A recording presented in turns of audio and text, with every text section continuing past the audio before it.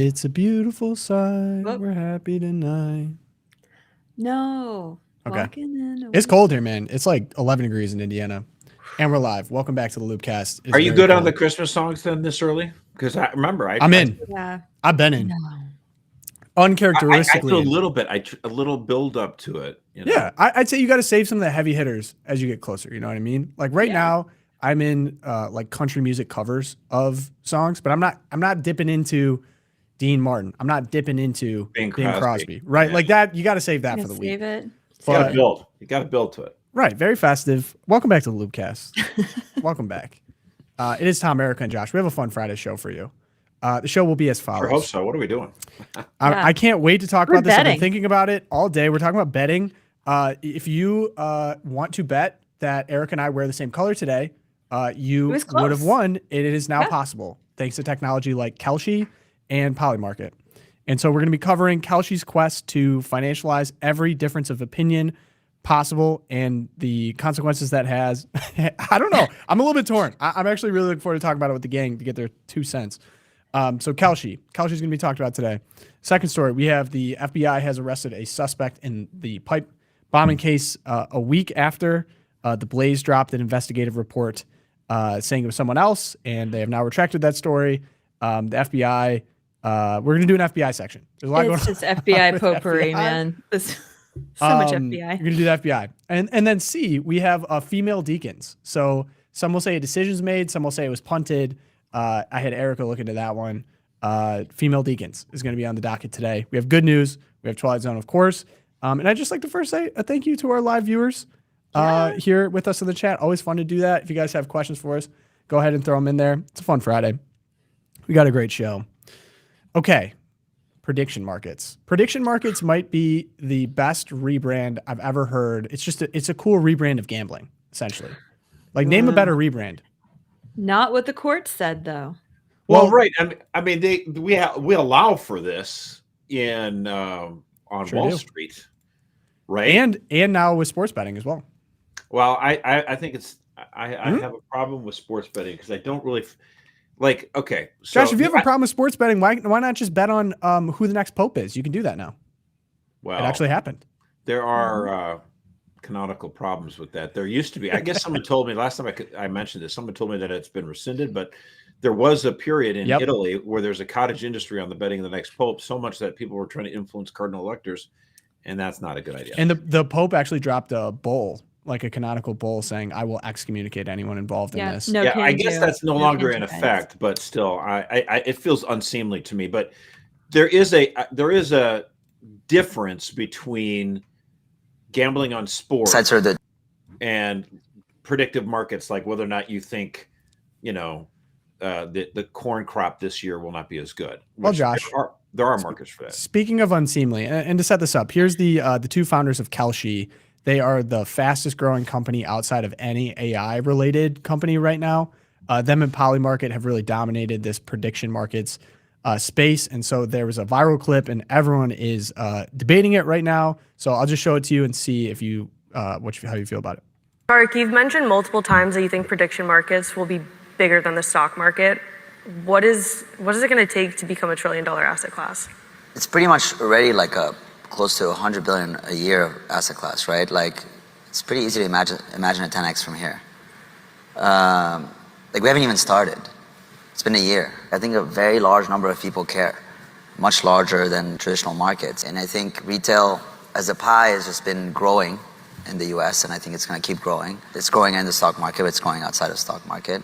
The long-term vision is to financialize everything and create a tradable asset out of any difference in opinion. And I think if you do build a general purpose exchange that can resolve differences of opinions on anything, like the TAM is quite massive, quite a bit bigger than the current TAM of the stock market. I think putting aside sort of the retail trading and the institutional trading product, like there's sort of this separate product, which is like, we are living in a world where like we have an abundance of information, but there's a lot of noise, and like we don't really understand what's real from what's not. And prediction markets are an antidote to that. They do a very, very good job at distilling information and surfacing truth to people. And you're seeing this sort of massive shift where like people are using them whenever they think about questions about the future, whenever they're debating about anything.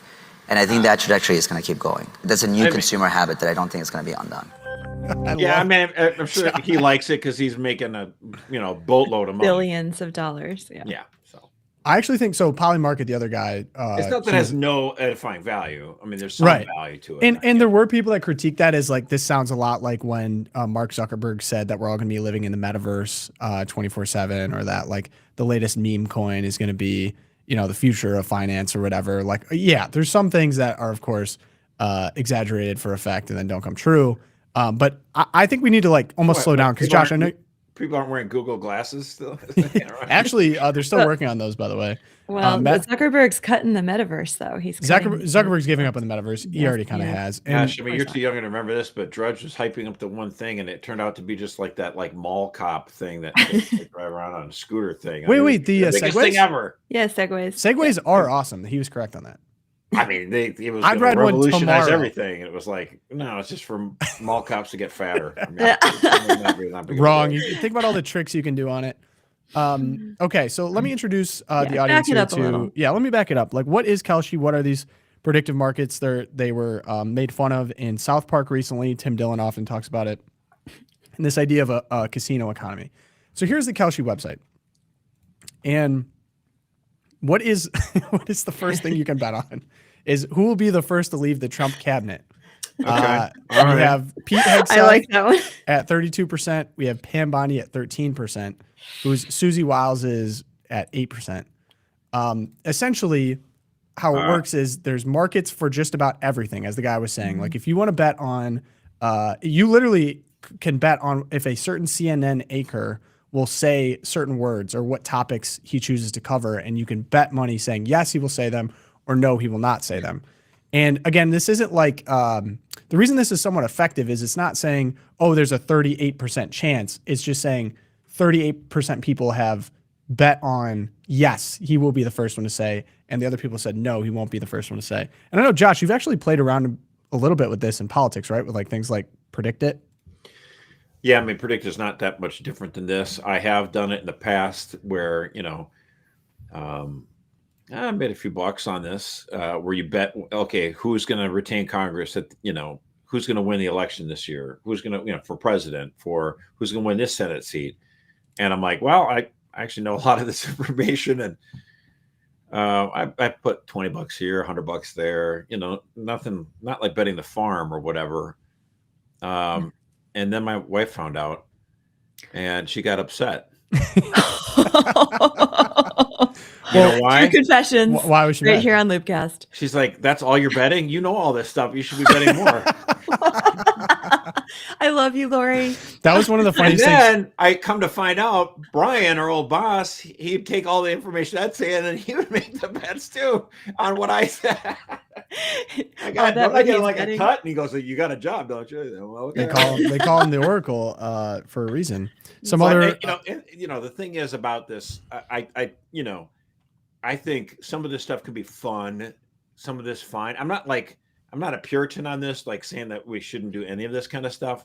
I would be perfectly happy with a law that would limit the amount that you could bet on this. You know what I mean? Like, simply because you do not want people losing their shirts on this. There are people who go to casinos. There are people who do online betting or sports betting, and they lose everything. And, I would think there should be a lot more safeguards in place to make sure people don't do this.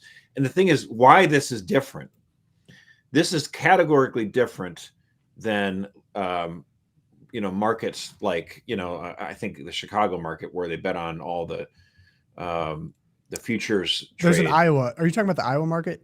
Well, I mean, or Chicago, whatever you want to call it. I mean, where they bet on corn, where they bet on all the different agricultural crops. They bet on beef, cattle, pigs, all this kind of stuff.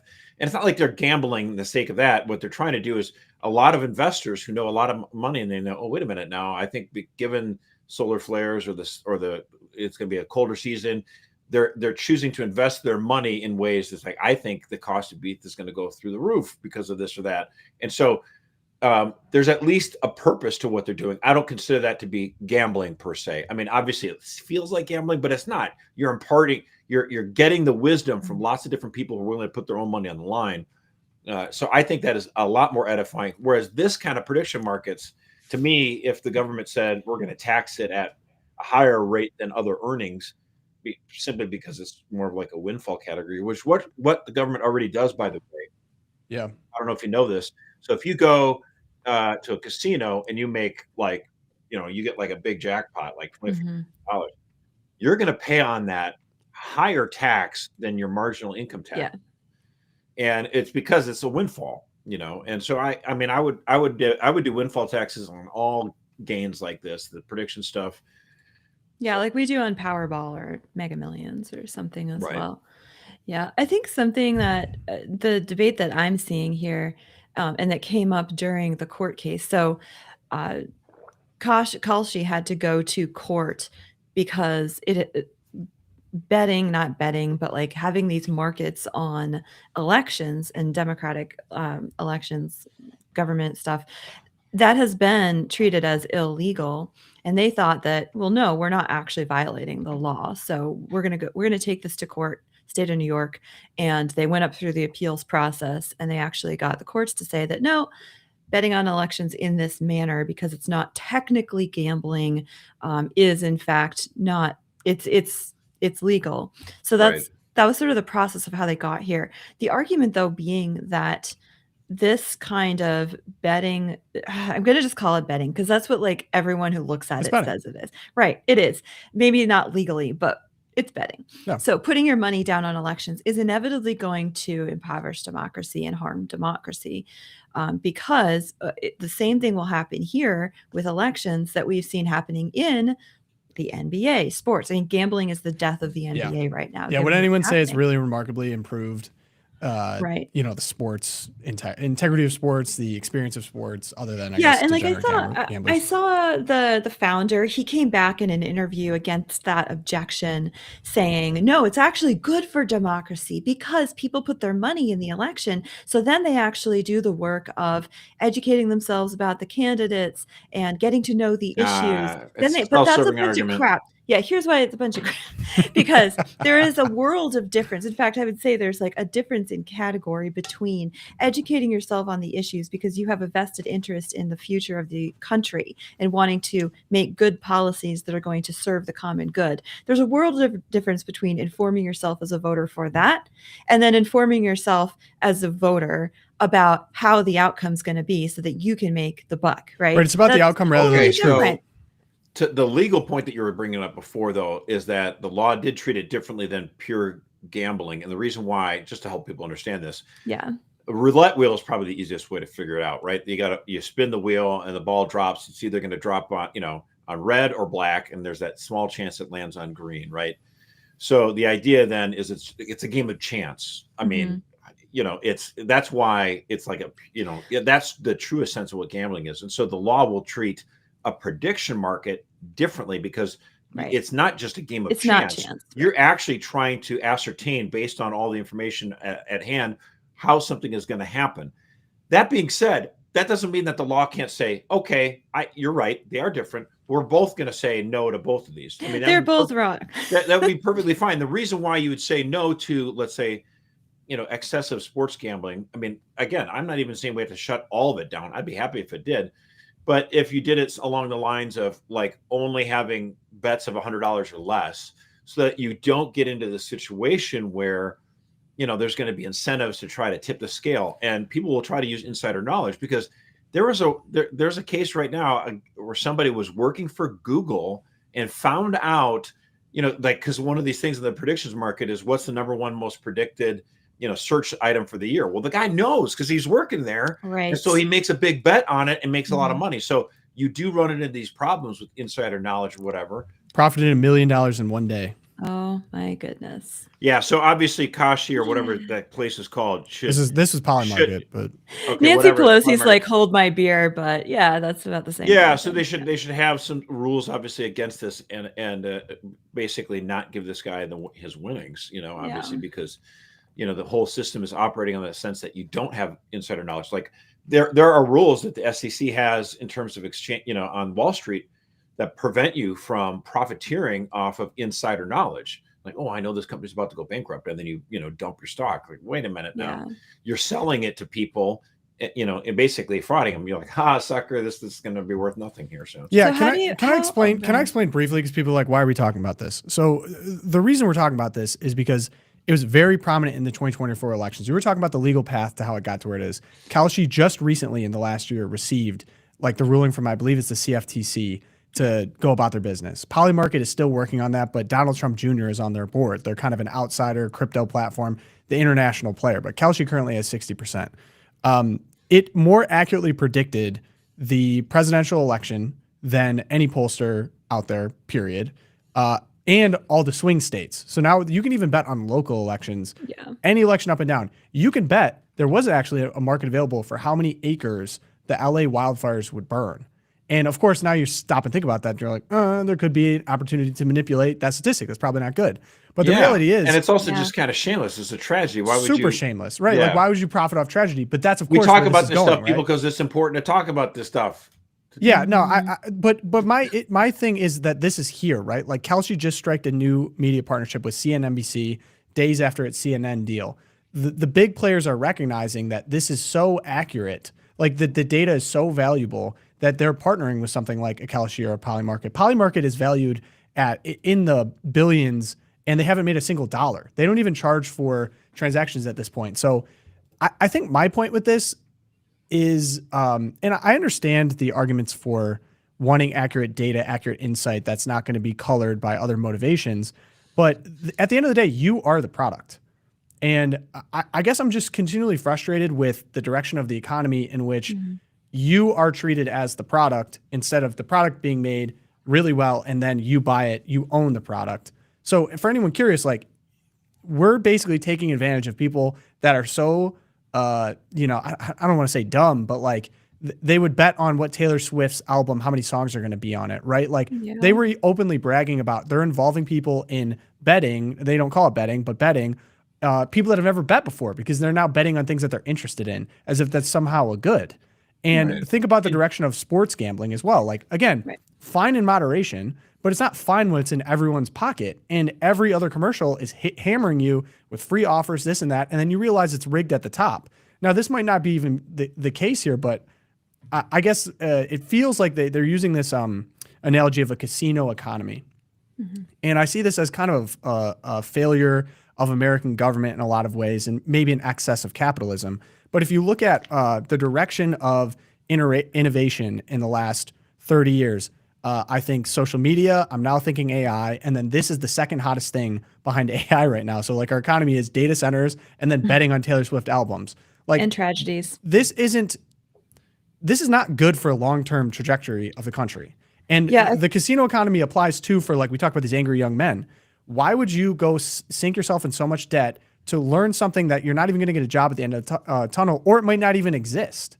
And it puts you in the position to do riskier things, such as, betting hundreds of dollars on things that you can manipulate or whatever, right? Like, or becoming a TikTok influencer or whatever, instead of, like, you don't have an established path in front of you that will pay off at the end. And in the way I see that as somewhat of the responsibility of the government and the system, the economic system that it props up. And I think we're just going to be reaping horrible benefits if this is the direction of our economy, is literally financializing everything about our life. The lesson we should have learned in 2008 was that we shouldn't bail out banks that failed. They were the ones responsible for the absolute crisis that we all experienced in 2008. Instead, we bailed them out.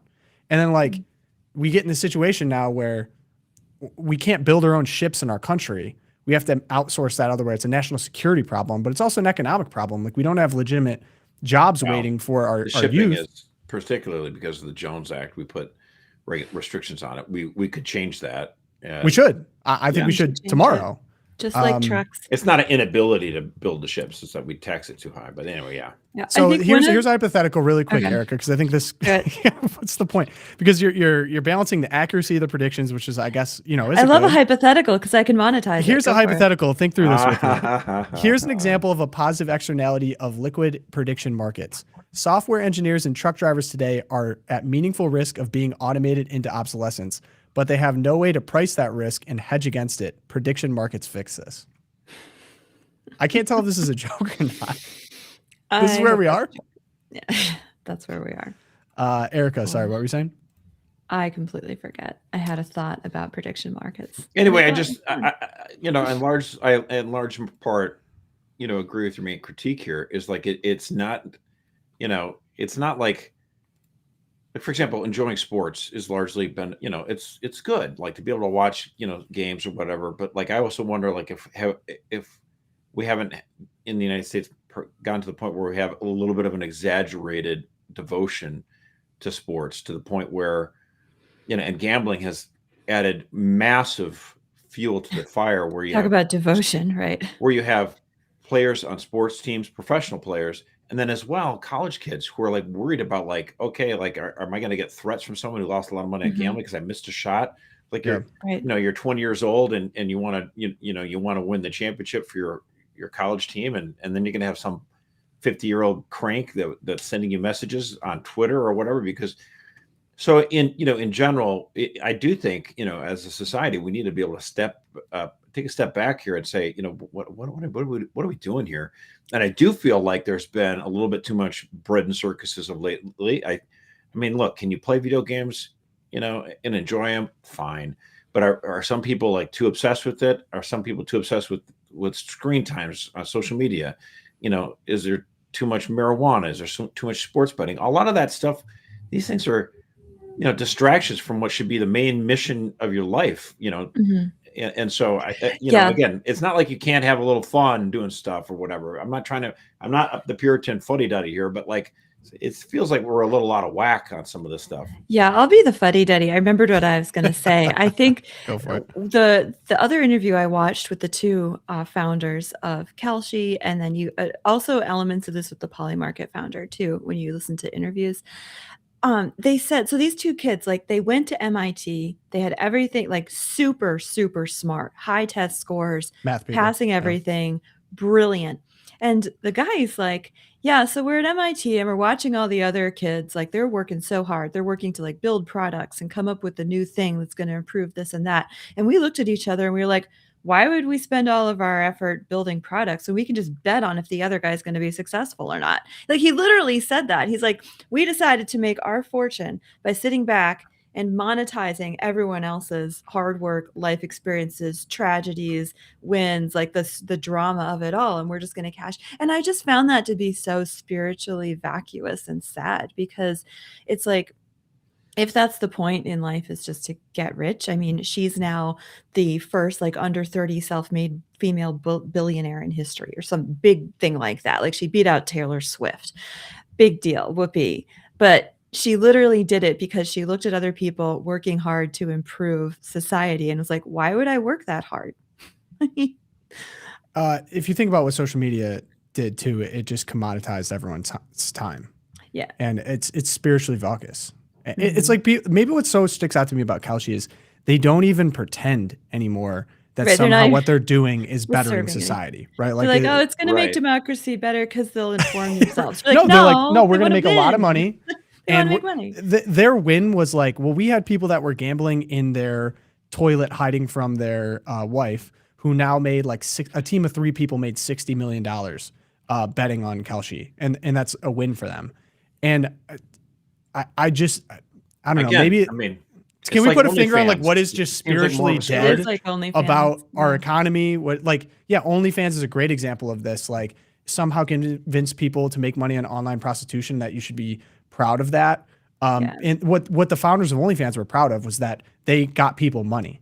And it's just like, okay, maybe you're missing the entire point. And they destigmatize something that should be shameful, right? That was the other thing. And she gets up and she's like, I founded OnlyFans, and now if you're a porn star, we're going to destigmatize that because it's just about making the money. And you're just so like, again, with pornography, with gambling, with marijuana, we're seeing just a lot of time, energy, money channeled into things that, some of them are immoral. Obviously, pornography and marijuana can be so often abused, but it's not inherently immoral like pornography. But like, these are, and sports gambling, I mean, like, it's just, again, some of this stuff in moderation wouldn't be that big of a deal. Like, oh, bet $50 that the Cowboys will win or lose or whatever. But, the problem is when you just keep going down this train, and it can becomes, an addiction, and it becomes an escape. Don't escape reality, face it, and there's edifying things about life. I think we're too often wanting to get zoned out on screens, fantasy sports, whatever, all this kind of stuff. I think we just, what? The end game of this is you get a situation like Amsterdam, where you have legalized prostitution, and it's talked about like it's a good thing. Like, because just the dopamine hits that, on the screens. It's just like it's. Are you really even living? Is kind of my point. I mean, like, if you're just, like stupefied by screens, and then you've got your OnlyFans, your gambling, and your marijuana. It's like, what kind of life is this? Like, I just feel like you were made for more. God created you not to be just a passive screen watcher, porn watcher, dope smoker. You were meant for more. Mm-hmm. Yeah. I think that's the end point of all of this is, of course, you were made for more. Everyone understands that. Anyone that looks at this beyond a little bit of surface value just feels kind of disgusting. And I would resist this intensely if you're a young man, especially, but just in general. Like, of course, you can do vice and moderation, but a wholesale embrace of this kind of thing, I would just spit it out. This is not what this is nothing. Yeah. This is not going to result in your end good. It's not going to make you more virtuous. It's not going to give you things that last in satisfaction. It's hilarious that you would think getting a little bit of money would somehow make you satisfied or happy. And every movie trope ever has basically pointed that out. But I can see why people get desperate and do this kind of thing, but I think it's actually much more heroic to resist it. And no, Tom, I agree. I mean, and that's why when you asked me, have I ever done this? I threw $100 here or $20 here on a prediction thing. But then after a while, I'm like, you know what? I just, I'm not worried about getting addicted, but like, I'd rather not promote this industry, and it may not be a problem for me, but I might be promoting something that could end up harmful for someone else. I'd rather not. So yeah, amen. I actually I'm very encouraged hearing people talk about resisting sports betting and marijuana. Now, I feel like there was a kind of a libertarian streak for a while. It was very live and let live, but then of course people were like, yeah, we'll legalize both. And then you kind of see now every billboard on the highway is a weed one. You got a weed store in your backyard. It's gross. It smells bad. The people that smoke it are not motivated, not seeming like going the wrong direction. And same thing with degenerate gamblers. I think people look at it now and are just like, I guess it's fine if some people want to do it. But then of course you hear someone's like, you really lost like a couple $1,000s on whether or not someone gets like 5 rebounds. Like this is a problem. Like I wouldn't even go down that road. There's more. I feel like there's also a Gen Z push towards sobriety as well. Even just completely leaving alcohol. And I actually really admire Dry that. January coming up. Yeah, like I'm not saying you have to, but I think that, of course, moving towards the area of virtue as opposed to the area of vice is always to be commended. Yes, we should always be revisiting these things and see if it makes sense. I mean, like, there was alcohol happens to be one that could be a little bit, I got to be careful on. And so I made a conscious choice on that a couple of years ago. Now I have like a beer every other week or something. I'm not big on it. Yeah. Yeah. So, anyway, keep the faith. Let's go on to FBI. What do we got going on there, Erica? I have no faith in the FBI. Like, let's be real. We had a couple of stories this week, guys, and I'm just going to warn you. This is, Epstein thing. I'm not even going to go there. We did have more photos from the Epstein, and we're ignoring the Epstein thing. I'm not going to pull a Candace Owens or anything on you. So, but we did have this story coming out yesterday from the great state of Virginia. The new governor, Ms. Spanberger, has nominated Stanley Meter. You probably don't know who that is, but you're about to. So she has nominated Stanley Meter as her pick for the Secretary of Public Safety and Homeland Security. He was formerly the head of the Richmond office of the FBI. Josh, can you tell the listeners what went down in the Richmond office of the FBI when he was in charge of it? Why is that the same Richmond FBI office that put out a memo that portrayed faithful Catholics as extremists? Yes, it is. Is that the same Richmond FBI memo? Well, you know that they do use militant language in St. Michael prayer. So be very careful of those swords. Maybe they believe what they're talking about. I don't know. Well, of course, we're having a little fun with this, but I mean, the fact is, that the Richmond office of the FBI put together that memo that was targeting traditional Catholics. And this was not some sort of isolated mistake. Right. This document was circulated to more than 1,000 FBI agents nationwide. It was absolutely despicable for our federal law enforcement officials to suggest that traditional forms of traditional Catholics were somehow unseemly, militant, or dangerous to our society. Mm-hmm. The fact of the matter is that this guy was in charge of the Richmond FBI office that circulated this memo is absolutely despicable. Thankfully, because President Trump was elected and we got new leadership at the FBI, this deadbeat left. He left the FBI this summer because he knew he was going to get fired. For Governor-elect Abigail Spanberger to nominate this man in charge of the FBI office in Richmond that put together this shameful memo, this tells me that she is perfectly okay supporting anti-Catholic bigotry. I think every Catholic across the country should be upset by what the governor-elect of Virginia is doing by nominating this man. In fact, I think all people of good faith should be appalled that you would nominate somebody for this position. Of all the people in the Commonwealth of Virginia, you're picking the guy who targeted traditional Catholics? Mm-hmm. Yeah, Shameful. and just as a refresher, it wasn't just like targeting them in their parishes, but this was Catholic schools. We know that there were infiltrations of diocesan offices. I mean, this was a massive operation. They used priests as sources. Right. They were cultivating sources in parishes, including clergy, including employees of parishes. This was massive. And not only that, but the primary source that they used to justify these memos was the Southern Poverty Law Center, right? Like, which has said the Turning Point USA is a hate group. The Family Research Council is a hate group. Yeah, our boy Tom McCluskey, radical. Yeah, Tom McCluskey.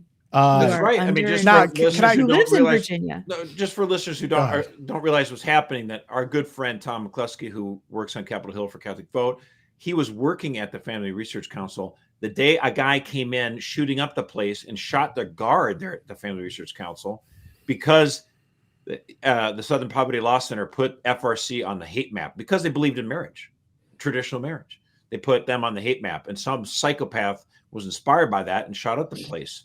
Again, left-wing violence, the media never really liked to talk about it as much. Or like when the Bernie bro shot up a bunch of congressmen, I mean, like Charlie Kirk assassinated. It happens a whole lot more on the left. 4D chess, this made traditional Catholicism way more cool. It sure did.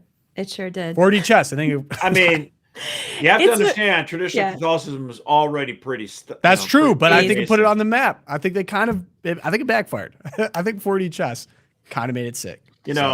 It's true. The Trinity has ways of foiling the best plans of bureaucrats everywhere. Yep. Praise speaking God. Of foiling plans of bureaucrats. Oh my goodness. So then we have another story. We have a suspect. Does everyone remember January 6th? Everyone raises their hand. Yes, okay, I do remember January 6th. Okay. You might not remember the evening before January 6th, on January 5th, 2021, someone planted 2 fully functional pipe bombs outside both the Republican National Committee headquarters and the Democratic National Committee headquarters in Washington, D.C. Those devices were discovered J6 by a passerby and a Capitol police officer. This triggered evacuations, diverting law enforcement resources during the J6 riots, quote unquote. Until this week's arrest, the identity of that bomber had remained an enduring mystery during the J6 investigations. Mm-hmm. So here's what we get. Which is odd because they were really able to track down just about everyone and their mom. Just about everyone and put them in solitary confinement. Like they were finding grannies who lived in Iowa who were present at the Capitol that day. So it was a little strange that no progress was made on finding a bomber who planted bombs both outside the RNC and the DNC. A little bit weird. So we got an arrest yesterday. The suspect, who is now in custody, is one Brian J. Cole Jr. from Woodbridge, Virginia. Virginia, you're not doing that well this week. facing charges for transporting an explosive across state lines, attempted destruction of property. The FBI Director Kash Patel and AG Pam Bondi credited new leadership for restarting a stalled investigation, and they noted that no new evidence had to be collected in order to make this arrest. They simply went back, took out all the files that had been gathered by the FBI under Director Christopher Wray in the Biden administration, re-looked at all the information, and were able to pinpoint the suspect as Brian J. Cole Jr. They were pretty tight-lipped about motives or anything, but an online profile just quick searches reveal the suspect appears to have been an avid online gamer. He was a leftist. His grandmother described him as maybe being slightly autistic.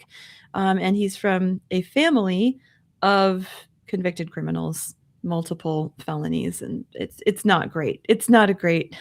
Wait, the kid is? Yep. Brian Cole Jr. So his dad has multiple convictions. Because he doesn't. He's like an autistic 30-year-old. He's like the quiet one. He's like severely autistic. He quiet. Yeah. Well, not severely. They say like autistic-ish. The grandmother was, trying to play down his responsibility for his actions. And anyway, interviewing the grandmother is always a little strange. But the FBI has not disclosed full information about him at this point. But it was weird, Tom. Yep. And here's why this was really weird. Because on November 8th, so just under a month ago, The Blaze had published this bombshell investigative report claiming that it had found a forensic match that linked actually a former Capitol Police officer to the pipe bomb suspect, citing unnamed intelligence sources, always a little suspect there, but also doing a gate analysis of the video images that we do have of the suspect with a 94 to 98% match. This piece framed it as a major breakthrough in a 4-year federal manhunt where they weren't actually doing any hunting. The report said that the suspect appears to have been female, and I think like 5'7", based on the gait and the analysis of the videos, which is totally different from what we see when we see Brian J. Cole Jr. Yes, The Blaze had emphasized that we were at a 95% certainty that this was the profile of the suspect. And they, of course, completely retracted the article yesterday, pulled down the PDF, pulled down all of their evidence that they'd gathered when the arrest was made. And so now the internet is on fire. Do you know where the former Capitol police officer works currently? I do, because you told me, but I'm going to let Josh do a. Josh, do you know? Any guesses? She works security at the CIA. Oh, man. You cannot make this up. Guys. But apparently she was with her dog, according to video services, video, whatever. At the time she was home with her puppy. Could not have been. Yeah, let me just say, okay, can we also say, so this, no criminal history, autistic 30-year-old guy was sophisticated enough to build and plant bombs at both the RNC and the DNC that had timers on them, and yet wasn't sophisticated enough to not drive his own car and carry his own cell phone. So that first off doesn't pass any small test. Second, Christopher Wray just again lied to the American people by saying they didn't have the cell phone footage. Either he's lying about that and said they didn't have, something got corrupted with the cell phone data, which they're now saying they hang this guy Brian Cole with, saying that it was his cell phone, and he brought his own cell phone to be planting this bomb. Like, none of this makes sense. Hey, people do dumb things. Yeah. Okay. Sure. I guess. But none of it makes sense. How would they know where to go if you don't have a phone to tell you where to go? Exactly. Right. None of it makes sense. The FBI, unfortunately, has not been batting very great with telling the truth or coming through on promises. And Dan Bongino himself, for years, was like, this was an inside job. Maybe this is a podcaster problem. Like, maybe podcasters just should not become the head of the FBI, because they were all like, it's an inside job. It's an inside job. It's an inside job. And of course, he was railing on Epstein too. He's like, Epstein, blackmail connected, and then he gets in. He's like, oh, he didn't kill himself. And he gets in. He's like, I've seen the evidence. He definitely killed himself. And he looked like a deer in headlights. I guess the problem is we all voted for the FBI to become a museum of the deep state, as Kash Patel himself said, and no one's gotten fired. And the head of the Richmond department is now working with. Well, he might have got fired if he hadn't resigned in the summer, though. But sure, but like this. It'd be nice to have other people fired, though. I do not know the solution to this. Like, or no one trusts the FBI. They have way too much power. They lie pretty casually to the propaganda is not even good anymore. And like, why do we know nothing about Thomas Crooks? And Tucker Carlson's got to be the guy to break something on that. Like 5 months later, that doesn't make any sense. I agree with that. I don't know. I think that we have a huge FBI intelligence community problem. Huge FBI problem. We're just. I agree. The media is asking the questions. And then also, I'm like, I don't know if anyone's been following the Pentagon press stuff. Basically, the Pentagon put out an insane set of rules that people had to follow in order to be press at the Pentagon, and then accused the press at the Pentagon of like not being willing to play ball with the rules that were super reasonable. In short, they weren't. And so then all of these news outlets, including like Fox News, said like, no, we're not going to do it. Like, we're not going to sign all of these. them left, right? All of them left. Literally, the New all York of them Times left. is suing the Pentagon. Yes, right they're now currently suing the to get Pentagon, weapons. and of course, wouldn't it be good for some accountability, because the Pentagon is currently like striking boats in the Caribbean that whether or not whether you think they're good or bad or whatever, like, it'd be great to have some transparency as Americans, and we're like going to go to war with Venezuela, I guess, and they kicked out all the press, and then the people that they let in are like Laura Loomer and like social media influencers that were totally happy with signing this because it gives them more access and more coverage opportunities. So yeah, exactly. So like this doesn't, not all of them, but not all of them, but it doesn't. This doesn't bode well at all for. I don't want stenographers. Totally. Like, isn't that the point that's of the problem? independent press? Like you get some of these people like, I'm more MAGA than you. I love Trump. It's like, well, you know what? Actually, when it comes to reporting on stuff, I want hard questions asked of the administration. Of anyone, if I voted right. for it. I mean, I'm sorry. Yeah, I want. we voted for toes. transparency, and we actually wanted it. I don't. Yeah, I wasn't kidding. Like, I would actually like transparency. So I don't know. At this point, I'm like, what would even solve it? It's so crazy. The history of the FBI is insane. If anyone actually wants to go into that, CIA crazy. I don't know who's going to solve that problem, unfortunately. So that's where we're at. Okay, on to good news. Bring me up, please. Okay, I love this because it tracks precisely with our A block today. So could the fog of the weed be lifting here in New England?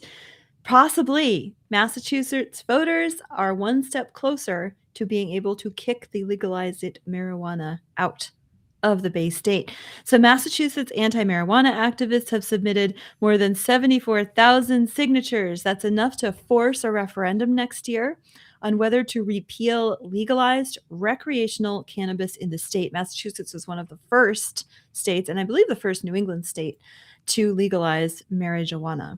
And I am so excited that they are finally moving towards getting rid of it if certified. Possibly. Hey, bet on it on Kalshi.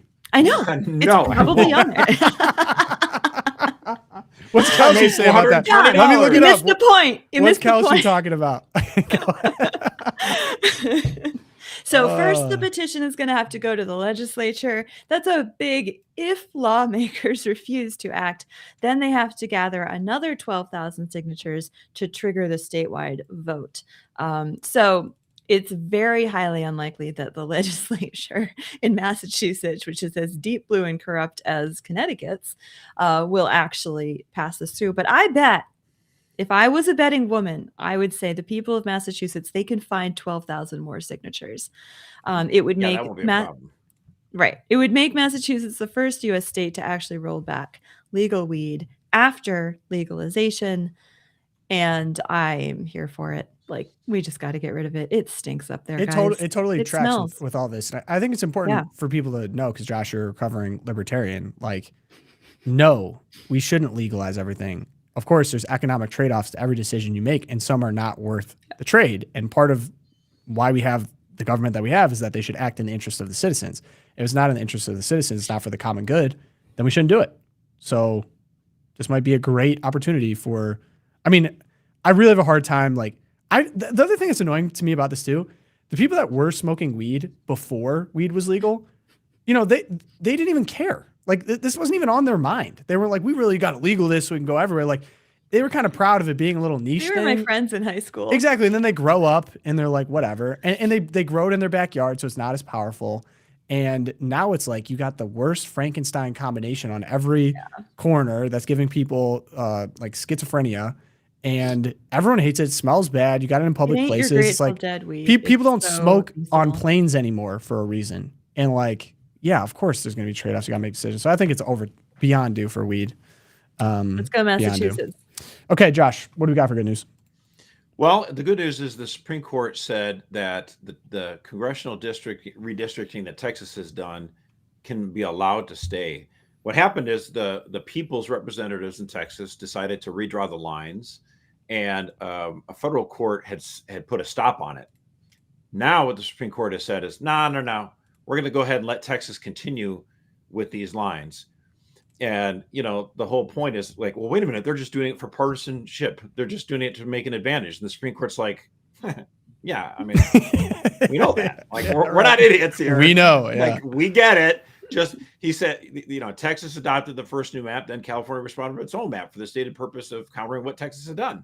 Like the Supreme Court said, this is what people do when you elect them to office. They draw borders, and they sometimes do it for their own partisan advantage. Now, you might wondering, well, how could the left respond to this?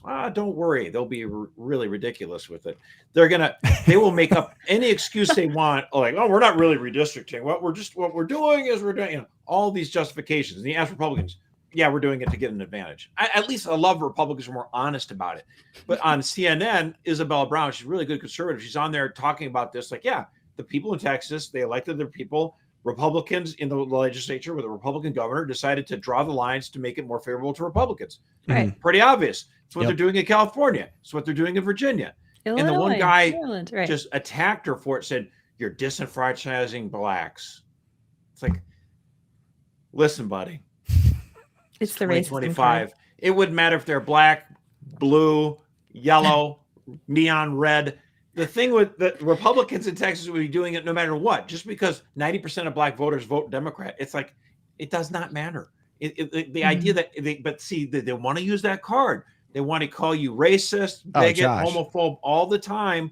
And by the way, we've only warned them over the last 25, 35 years that if you keep using that card and accuse everyone of racism, it's like a Jedi mind trick that doesn't work anymore. Yeah, and then people will stop ignoring it. I remember, one of the funniest memes I ever saw was like, people in the future, like the people in the 50s, in the future, we'll have flying cars. And instead you show this picture of a news broadcast. Are PBJ sandwiches racist? Yeah. That's what we got. We've come so far. It's just like scrolling through the Atlantic. Yeah. Oh my gosh. I'm telling you. But it is good news. It is good news news that we have a Supreme Court that says, oh, what? Texas is going to be partisan, just like California, whatever. They're free to do so. And if everyone in the Supreme Court's been very clear on this, they're not like, oh, we got to support the Republicans. They're like, dude, if Virginia wants to do this, that's fine too. If California wants to do it, that's fine too. And if the people all across America say this is becoming really stupid, we should change the way we elect representatives, and we should try to reduce this unfair advantage of gerrymandering for different states. There is a remedy. You can change the way we elect our representatives. It's not that hard, people. Just do it. Make the change. Okay.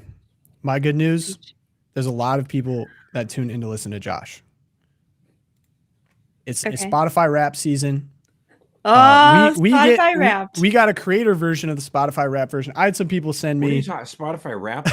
What Josh, you don't wait every year for this? Come on, Unc. Kalshi eyes just hit on me calling Josh Unc during the show. Spotify Wrapped is it's funny because people freak out. It's like, oh my gosh, it's so accurate. It's literally your data. So like Spotify collects, who you listen to, and they give you kind of a recap of like what your top artists are and whatever. So we get a version of that as this podcast for people that listen to the podcast. So I'd just like to give a sincere thank you to all of the people that listen on Spotify and all over actually. But I'm always amazed to see like so many people tune in. Total audience up from last year. Awesome. Total new audience up. A lot of new people have joined. Total followers up on Spotify. That's a lot of minutes of listening. 4.4 million. Whoa. Really? A lot of hours of listening, a lot of days of listening, 441 weeks of listening.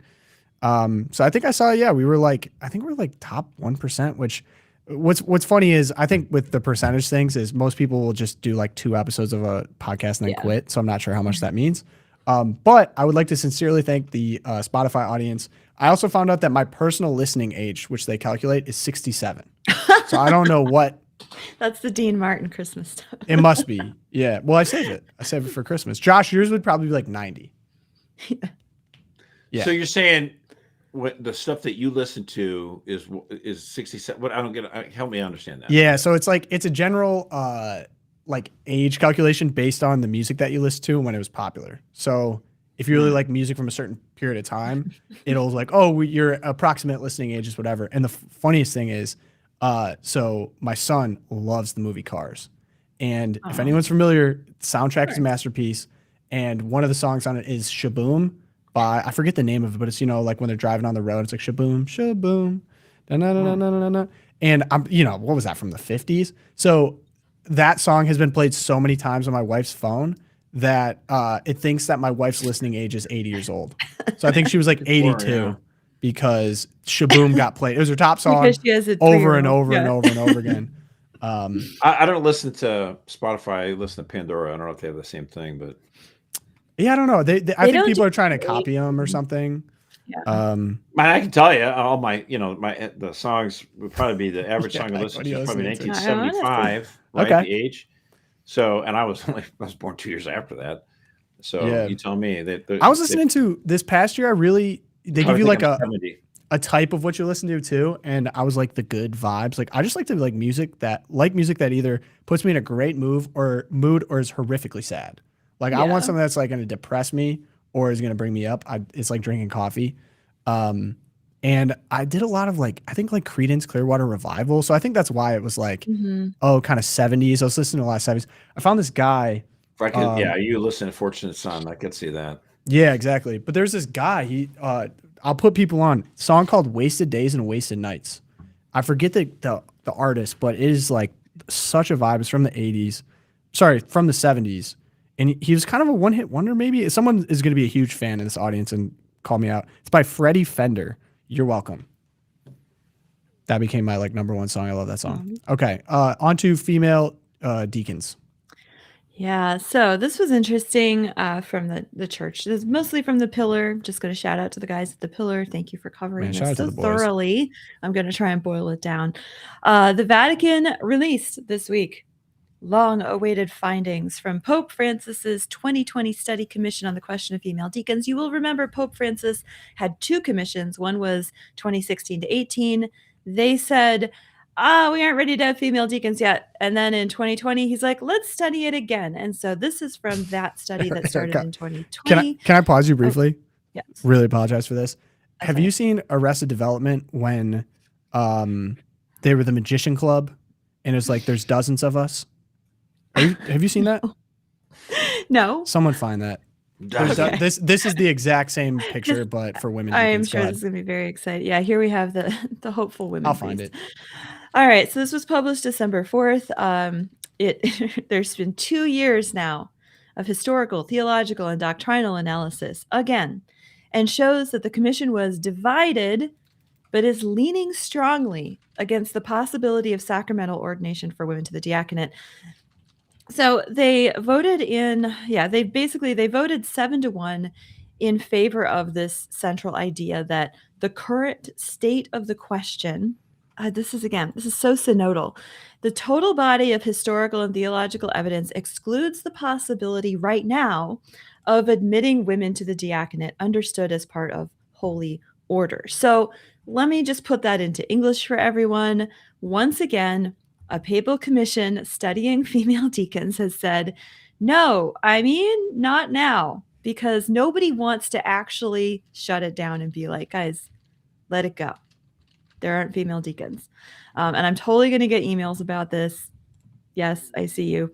Members were also asked whether we have people that are pro-female deacons? Like, what would we do. Yes. No, every time in our audience, though? We do. We do. I have received multiple emails from people saying, but what about ministry? So I thought it was interesting, though, the commission did give a little more information on the different positions that they considered. They received thousands and thousands of reports, affidavits, letters about this issue. Most of them from the first world, they said. Most of them pro-female deacons, but they boiled it down for us to that we had sort of two opposing positions that they heard from. One position argues that since the diaconate is ordained to ministry, not priesthood, the church could theologically open it up to women. The issue of female priests has been settled. It was definitively settled by John Paul II. There will be no female ordinations. As Francis in his famous interview said, no. Yeah, see that? I see edits of that. People still make edits of that. Yeah, it's a great meme. Yeah. So they're saying, but since the diaconate, being a deacon, is about ministry and things that you do rather than what you are, then women could be at that level of holiness. Yeah, Josh. Okay. Wait, so Josh might belong to this other camp then, based on his facial expressions. The other emphasizes the unity of holy orders and the spousal symbolism linking deacon, priest, and bishop, meaning that even the first rung of the sacrament cannot be separated from its male Christological sign. Correct. So the cardinal who released the report, Petrocchi, he noted that the second position warns about doctrinal confusion as well. So if women were even admitted to the first degree of orders, many would just assume that priestly ordination must also be on the table. It would naturally follow. Which he said most of the letters and statements they got in support of female deacons also said this would be a way to open up a female priesthood, which is never going to happen, and ergo another blow in the movement toward female deacons. I just wanted to put this one resource in front of everyone for those of you who might be, on parish councils, and this is a sticking point. Father Dwight Longenecker, we're going to throw it in the chat here. Father Dwight Longenecker, he had a great series a couple of years ago on this question, and he walks through the historical evidence that people are usually like, well, there were deaconesses in the early church, and he talks about the different documents we actually still have. And what you'll see is, or what you'll hear from people like Father James Martin, National Catholic Register is he a female deacon guy? Well, he likes to hold his cards close to his chest. Father James Martin. But every time something like this comes out, he always puts that little qualifier "yet" at the end of his statements. There will be no female deacons yet, or no female deacons are possible right now, because the implication being of all these stodgy churchmen who are sexist. And once they're all dead and gone, then we can have female deacons, which is, again, does not look like it's going to happen. But they have, once again, punted everything down the line. Pope Leo will have to make a statement now and decide if he's going to reopen the commission or not. But that's where we're at. So everything about this reminds me of how the Republican Party dealt with the issue of gays in about 20 years ago. And there's a critique here that some people made, including people I don't care for. Ken Mehlman, who's former with the RNC, and he ended up leaving the Republican Party. And he said that George W. Bush was just, using the issue of gays as a way to, like marriage between a man and a woman to get votes. He was able to win Ohio because of it, and then win re-election. And then he didn't really believe in it. He didn't really care. In his heart of hearts, he kind of sympathized with gays, but he was using this issue to win evangelical voters to get him reelected. Right. And so Ken Mehlman and some of these others were saying like, that, I mean, it's one thing if you truly in your heart of hearts, like an evangelical or a Catholic, really think marriage should be between a man and woman, and you believe that the law should be like that, but we could disagree, let's say, but to do it like cynically, like, oh, I'm going to do it to get elected. And in fact, my heart of hearts actually believe kind of the opposite. Isn't that the is most actually famous very version cruel. of that? It's actually very cruel to gays. It's like, I actually want what you want, but I'm not going to give it to you because I got to get elected. So this is how I feel like with this issue of the women deacons. It's like, I feel like it sounds almost crazy that I'm almost sympathetic towards the feminists who are calling for this.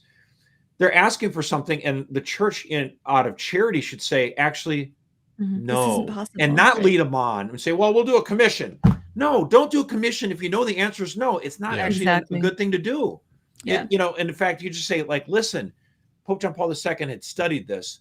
And this is, and the answer is no. I mean, it's not, we're not trying to be cruel. It's actually cruel to lead people on with these commissions. So again, another conclusion the commission came to, a conclusion being a vote, because they're of course voting on this, but by a vote of 9-1, they also said that the church should broaden women's access to non-ordained ministries and formal roles of service in the community. And to me, I'm like, why don't we just lean into that instead of being like, we're going to talk about women's proper roles in the community and the ways that they do serve the church and how we can expand that. Why do you need a vote on that, though? But why do you have to vote on that? Exactly. Like, we have the Blessed Mother, we have the documents of the church, we have Mulieris Dignitatem, that we haven't even really dug into because we've been so hung up on the female deacon thing. Like, somehow, okay, if we could just get up on the altar during mass, if we could just put on an alb and we could like cosplay as men up on the altar, we'd somehow be. It drives me crazy because elevated. It's all a proxy fight for the real fight.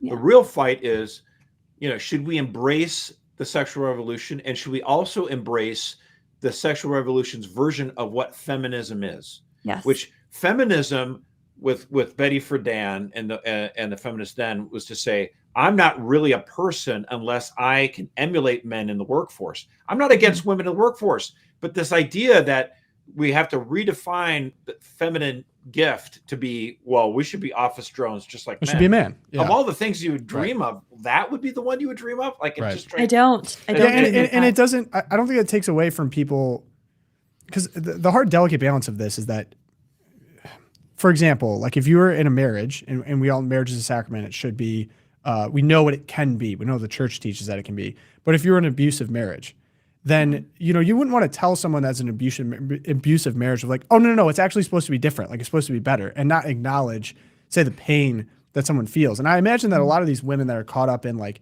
the deacon stuff, like they have legitimate pains or legitimate gripes, like they felt neglected or whatever. And like, it wouldn't be proper to just dunk them like, oh, they're stupid, like they're not, they have legitimate gripes. But they've been sold a bad bill of lies, and they don't. You wouldn't throw away the institution of marriage because we have some bad marriages. Well, actually, I think you're bringing up a really good point, Tom. I think this is actually the main part of the Catholic Church's identity problem over the last few generations. I mean, it's not just Vatican II per se. I mean, there were still problems even in the 50s, but for the Catholic experience over the last few generations has been that doctrinally we don't make errors, right? So we don't embrace, abortions are fine, or homosexuality even is now contraception, okay, right? Or contraception is okay. So on paper, we still remain doctrinally true, but we don't really believe it, right? So that we'll have presidents of the United States who will espouse transgender, pro-abortion, and say they're Catholic, and we're like, well, whatever. I mean, right? But Catholics and then all the people will come up to confession and be like, oh, I did this, sin of contraception. Wow, is it really that big of a deal? Like what? So we're in this really awkward position for the last several generations, where on paper we're doctrinally true, but in the everyday practice, the only people who are staying true to it are voluntarily doing it because they actually believe what the church is teaching. It's an awkward moment. It is, yeah. And when you look at the Catholic in the Pew statistics, we divorce at the same rates as all of our counterparts. We contracept at the same rates for the most. I think it's like a 2% difference. I mean, it's not even. It's negligible. We believe the same things about gay marriage as our counterparts. There is a little bit of a differential, because some of those surveys will do it of all people who claim to be Catholic, and so there's a Kalshi for this. Hold on. I'm just saying, like, the actual people go to mass on Sundays is a little bit different, is what I'm saying. Yeah. Of course. It's still a problem. It's still not great. That was an argument for Kalshi, though, is because if you go and you do polls and you only poll people selectively, you can skew it for what you want the message to be to the broader. And so, like, if people are actually betting on it. And it's not just that, Tom. When it comes to religion, so if you ask people, like in Germany, how often do you go to church? The answer that they provide will be the actual experience that you'll see if you go outside the churches. But Americans, we lie. We're like, oh yeah, I go twice a month. I go every Sunday. And so, like, the responses that we give just are not true. I mean, that's another thing about it. Is like in polls, people lie on polls, so they're lying exit polls. A lot of people, not everyone. Not everyone. The audience right. listening to this but again, thing, you put a little cool with hard cash down. It's like, how many people are using contraception? Now you're playing with live ammo, right? Yeah, right. It's so crazy, man. So crazy. Anyway, I did find it, and I almost feel bad about how accurate it is to the picture that they provided. It was the "We demand to be taken seriously" picture from Arrested Development. If anyone really wants to go see it, Let me see. Whoa, you don't have. Oh, you're not going to put it up for the audience? yeah. Have you guys seen this one? Oh, okay. Yeah. Yes. Oh. That was. I mean, come on. Come on. Yeah. Immediately came to mind. And It's again, so like, tragic. I feel bad for these And women. that's what's hilarious. Like, why would they use the same outfits? Why wouldn't they do pantsuits with That's what I'm the Roman saying. collar on? I And don't get if it. this is a Catholic church, I'm actually kind of frustrated because you're right in front of the tabernacle, but Yeah. I don't know if it is or not. Anyway, that's what I thought of. That's how my mind works. It's a Friday. I got to get a little loose. Okay, Twilight Zone. Josh. Oh, let's talk about polls then, actually. Let's do it. This is a little post-Thanksgiving poll here. All right. I'm going to ask you guys here. They asked this question. The question, and they posed this question to people who are very liberal, to moderates, and to people who are very conservative, okay? They asked this question. Prior to the arrival of the European settlers, Native American and indigenous tribes lived in peace and harmony. Do you somewhat agree? Do you agree with that statement, or do you strongly agree? Now, if you and then there's people who disagreed, of course, right? Mm-hmm. So, of the percentage of liberals who are people who are very liberal, what percentage of people who are very liberal thought that statement, they agreed with it somewhat? Combined. Somewhat agree or strongly agree. That combination of agreement. Very liberal. What percentage of very liberal people agreed with that statement prior to the arrival of European settlers? Native American and indigenous tribes lived in peace and harmony. I'm going over 80%. Tom, what do you got? Well, I didn't Kalshi it, but 95. Okay, so thankfully it is not that scary, but it was 71% of people who are very liberal agreed with that statement. Now, if you ask people who are more moderate political affiliation, what percentage of moderates somewhat or agreed or strongly agreed with that statement that prior to the arrival of European settlers, Native American and indigenous tribes lived in peace and harmony? We're talking about the moderates now. Right. Well, it's okay if the mega lefties. Very liberals were 71%. Okay, Yeah, so we're 60. So what would the moderates be? 55. 60. 59.2%. Oh, yes. You're the winner. I love winning. Okay, but these are liberals. These are very liberal. Of people who are in the category of very conservative, what percentage of very conservative people agreed prior to the arrival of European settlers, Native American and indigenous tribes lived in peace and harmony? What percentage of very conservative people agree with that statement? 30. I'm going to go lower, 25. 47. No! Oh, wow. Right. Interesting. Oh, my gosh. Interesting. We have a lot of this work to me is just. I just think that's such a dumb. First off, I guess just a everyone dumb watched phrasing the Dances with question. Wolves and just assumed that it was Eden before white people got here. But allow me to disabuse people of this narrative. We, of course, celebrated Thanksgiving recently, and we think about the Pilgrims and how the Indians and the white people sat down and had a wonderful Thanksgiving meal.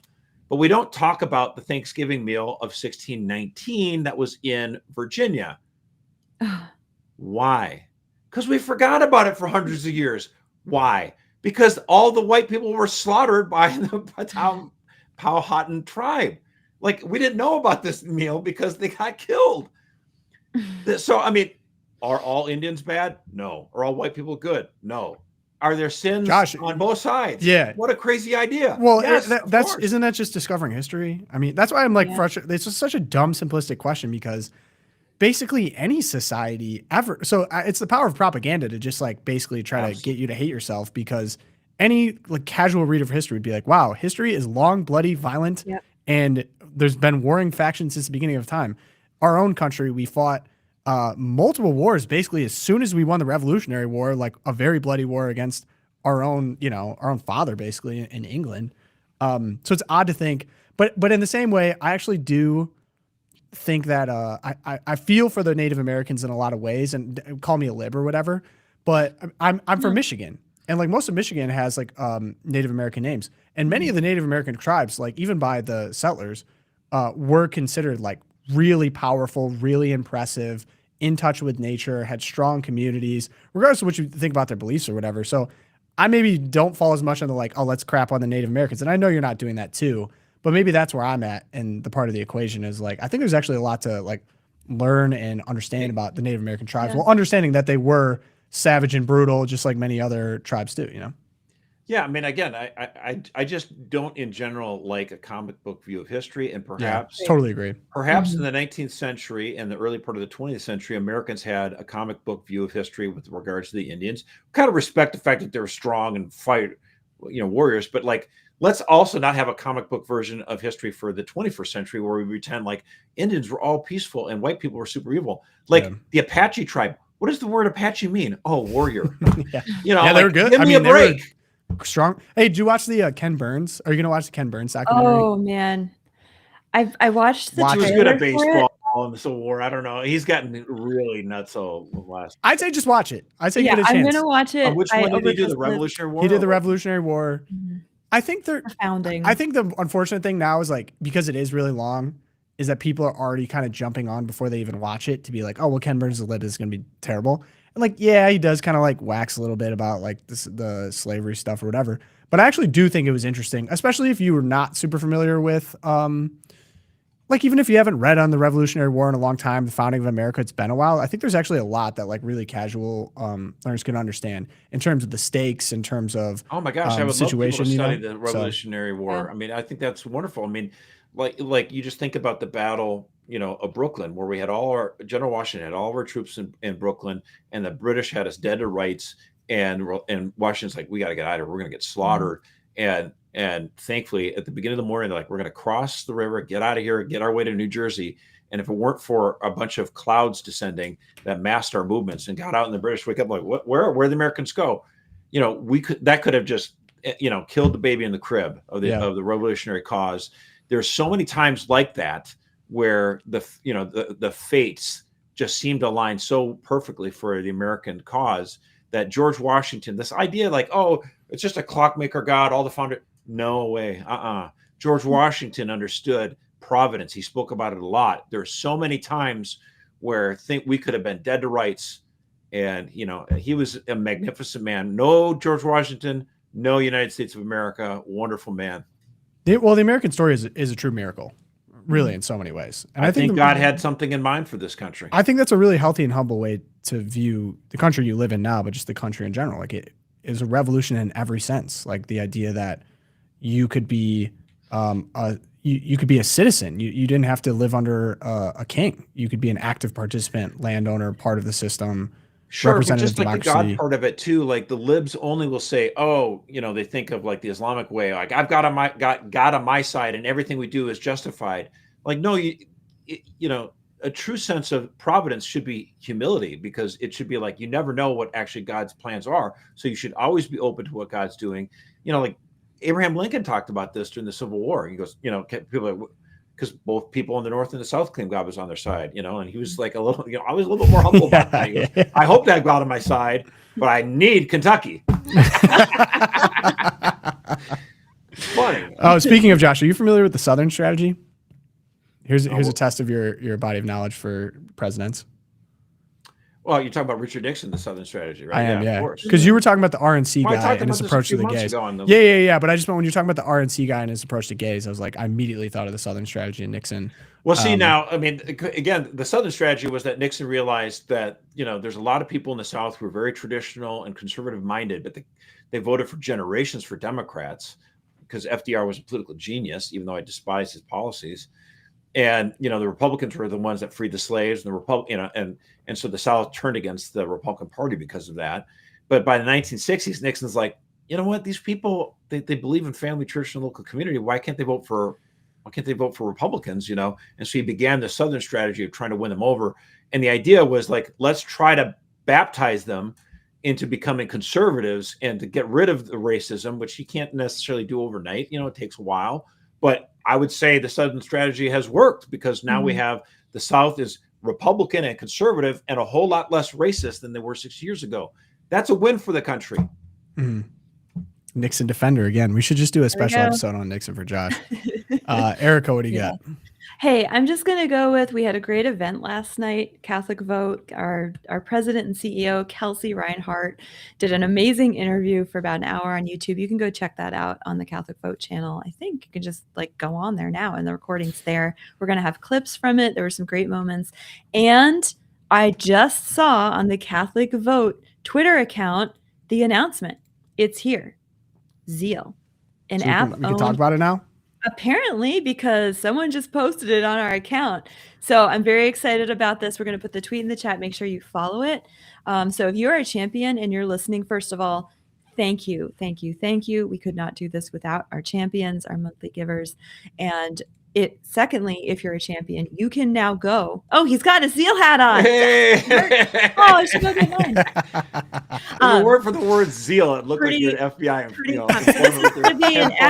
It was me. The mustache. But the Twilight Zone part of this is that as I was getting really excited, I'm like, oh my gosh, I wonder what the comments are going to be like. What's going to happen? So I scroll down and I have Missing Ecto Coolers commented, and he goes, is Zeal really owned and made by Catholics? I can attest. Yes, it is. Correct. This is an Israeli. Time. No, Tom, this is for you. Wait, this what? is an Israeli IDF account. How are we going to accept you're speaking the truth when you admitted to lying about being Catholic just the other day?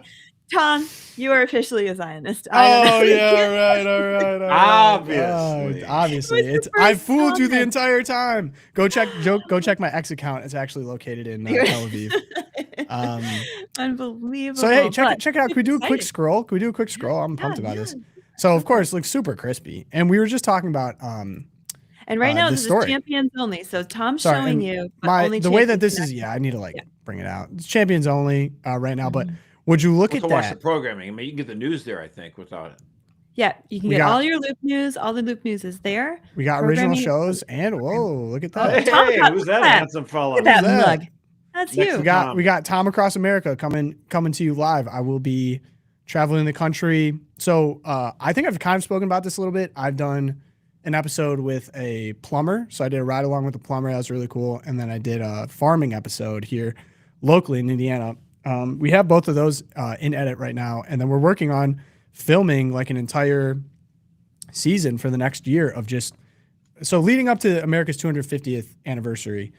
I need to get out of the studio. All right. As some of you have seen, I go a little crazy in here. I want to go out. I want to meet people. The two I did so far was at inauguration, and then I was in Chicago for the Pope Leo Mass. And I want to go highlight stories of Americans around the country, different regions, actually partake in the work. Like with the plumbing episode, I was in a very claustrophobic crawl space, and there were rats down there. Dead ones. But we did fix that pipe, so that's going to be awesome. And so we got great episodes coming to you.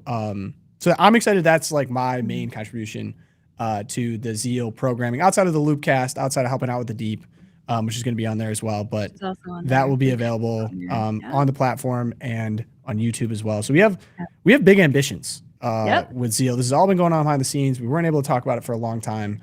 But I was even scrolling through myself. I guess I can kind of just be a part. I knew some of these were going on, but some of these shows are just they're going to be awesome. We're talking shows, movies, news, everything. We've got Saint of the Day. It's going to be great.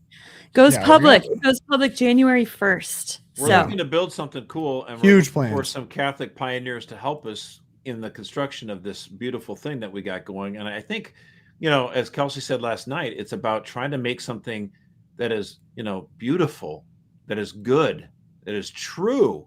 And, a lot of us like the Loop because it summarizes the information so we can find out what's going on in the world. And that is very important still. And we're going to continue with that. But this is the next iteration. This is to try help people see the world with imagination and see it how we Catholics see it. So, and it's not just here's the hymnals and that kind of stuff. I'm not against that, but it's great stories that touch the human heart. I'm really excited by some of the programming, especially something that's called Forgotten USA, some stories that you don't see in the main headline news. And we had somebody doing amazing film work. They went down to Western North Carolina that had suffered that massive hurricane. Who would have thought the hurricane would ever push all the way up into the mountains of Western North Carolina? And just the footage, I was able to see some of the stuff, blows you away. The kind of people that we were able to talk to, some really, really great stories. And then there's the home team, which talks about sports in a way I think is really fun and edifying and exciting. So there's so many great things coming up. I got to take some credit for that. Me and Brian came up with that in a Shark Tank session internally, and it ended up like way better than I could have possibly imagined. Like I've seen the trailers and I've seen where they've gone. It's awesome. There's also a prayer component too, which I'm really excited about. Today's readings, prayer wall. There's going to be like a connective element because. So what I really loved about, I mean, there's so much I love about this, but the beginning, when Kalshi came on, president of CatholicVote, she just did a live stream last night. The first thing she did was she got us all together and we had a spiritual retreat. And she would spend a lot of time in the convent. And it was funny, like, you know, going from Brian to Kalshi was like, oh my gosh, like a nun is now the president of CatholicVote. And it was, nothing was more obvious to me. We talked about Mother Angelica a lot last night. And I was like, yep. Mother Angelica, like we had sessions on like faith, hope, and love, like half taller. Yeah, exactly, very tall. a little taller than Mother, yeah. And so anyway, like the foundation of all of this is prayer, and if nothing else, if we connect Catholic Americans around the country to pray for really meaningful causes and for our own country, that'll be a win just in itself. I mean, so I'm excited about that. And then also, my wife and I played this last night. You have to sign in, but let's just say it's suspiciously similar to Wordle. If we got any Wordle heads on there. I do, and maybe I was the guy who recommended we put puzzles in this. Yes, you were, sir. We got puzzles. We're taking on the New York Times. We're taking on anyone. We're taking on everyone and anyone. I think it's beyond time. I think like there's so much demand for a authentically Catholic media organization that is willing to grapple with.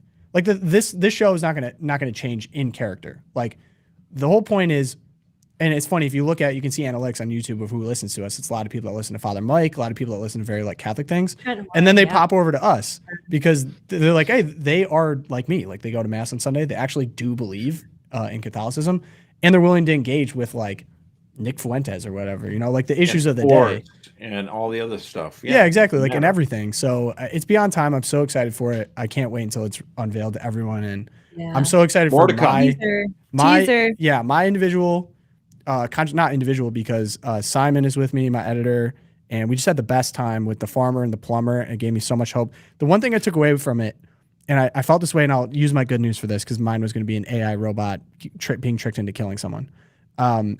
So I'm going to go better good news. So scrolling the zeal.co app and like the content that's on there is so clean.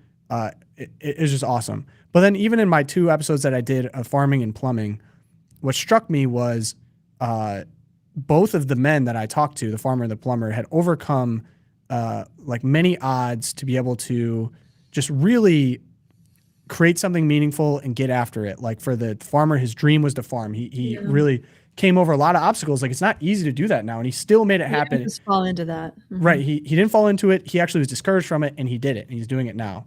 And he felt connected to God and the land, and like that was awesome. The plumber was like, I knew that I would just waste time in college. I wanted to actually work with my hands and build something awesome, and like just riding around in his truck. Like his business had expanded from just himself to like he had 2 trucks rolling around with us. Like this is the American dream, and it's still possible. Like we talk about all the challenges all the time, but I like the idea that we can go be forward instead of just, I think it's important to critique things on the show, but also to highlight people that are like just getting after it, that are they're not asking for it. Like even the guys that I talk to, I call them like, why are you talking to me? I'm like, well, actually like people need to hear from you more than people that make a living talking on a microphone. No offense, I'm talking about myself here, but there's like, these are the real stories that we need to get in front of people because they're uplifting and they're encouraging and they're inspirational to all the people that need that kind of inspiration now. So anyway, super excited. It's only possible because of champions. So again, we just want to thank the champions for this. You know, this is our ability to try to change the culture and help other people see the world as we see it. So thank you again to all of our champions for all the work you do to support us. It would be completely impossible without that. Yeah, like the whole idea behind all of this is like it's grassroots, it's real. It's like Catholics want this. It's made by people who are like you, for people that would enjoy it, and it's just it's I'm gonna be a part of it. Love Loop 2.0. Loop 2.0 Zeal. Someone wants a show with Tinfoil Tom. We should give him a call. Yes. All right, McCluskey. Tom McCluskey, you want a show? I will give it, dude. We're handing out shows right now.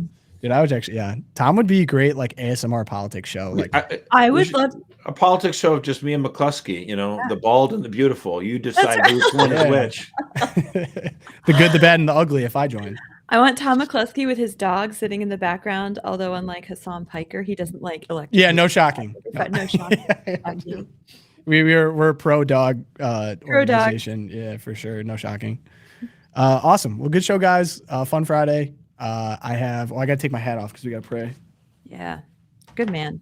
Good job. Your mother raised you right, Tom. That would have sank the entire program if I prayed with the Zeal hat on. It would have been the end. But there's confessions, Amen to that. So if you want to help us out, like first thing to do, zeal.co. Go check it out. It's awesome that it's here. Go check it out. Let us know what you think. We're so excited to unveil that everything we're doing now is in service of zeal.co. So go check that out for us, especially if you're like an avid consumer of the Loop or the Loopcast. That is going to be the nucleus. And it's because of our champions. So if you want to support us, CatholicVote.org/champions is where you can do that. Leave us a review, Apple Podcasts and Spotify. Thank you to all the people that sent me their Spotify raps, said the Loopcast is their favorite show. It's always, you just forget sometimes. I'm like, I can't believe how many people listen to this show. It's kind of crazy. So thank you to everyone who listens. Thankful. Super thankful. So we're going to end in prayer today. And so, and then I'll send you off to a good weekend. And Father, Son, Holy Spirit. Amen. Heavenly Father, your Son, Jesus, is your greatest gift to us, a great sign of your love. Guide us as we strive to walk in that love together as a family this Advent, as we prepare our hearts for Christmas. Bring us closer to each other and to your Son. Give us the grace and strength we need every day. Help us to always trust in you. Come, Lord Jesus, lead all people closer to you. Come and dispel the darkness of our world with the light of your love. Amen. St. Thomas More, St. Fidelis, Our Lady of Guadalupe, pray for us. Pray for us. Great show, gang. We'll catch Happy St. Nicholas Day tomorrow.